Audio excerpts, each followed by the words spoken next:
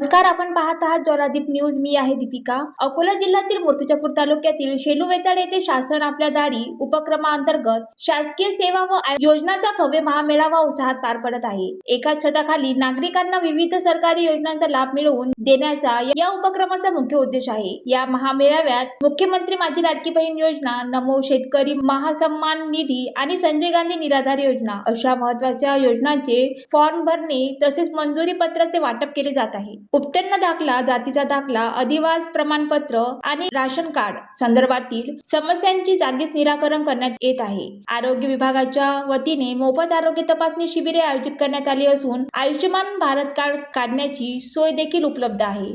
कृषी विभागाकडून शेतकऱ्यांच्या नवीन अवजारे, बी बियाणे आणि विविध सिंचन योजनांची सविस्तर माहिती दिली जात आहे. ऑनलाईन अर्ज करताना अडचण आलेल्या लाभार्थ्यांसाठी विशेष डेस्क उभारण्यात आले आहेत, जेथे अर्ज प्रक्रिया पूर्ण करून घेतली जात आहे. तसेच अनेक योजनांचा थेट लाभ डीबीटी बँक खात्यात जमा होण्यासाठी आवश्यक कागदपत्रांची पूर्तता याच ठिकाणी केली जात आहे. स्थानिक लोकप्रतिनिधी आणि प्रशासनाने वरिष्ठ अधिकारी या मेळाव्याचे संनियंत्रण करत असून लाभार्थ्यांना पारदर्शक आणि जलद सेवा मिळावी यासाठी विशेष लक्ष दिले जात आहे. शासन आपल्या दारी या उपक्रमामुळे ग्रामीण भागातील नागरिकांना शासनाच्या योजनांचा थेट आणि सुलभ लाभ मिळत असल्याचे चित्र शेलू वेताळ येथे पाहायला मिळत आहे. सांगा, आज तुम्ही इथं कशासाठी आल्यात?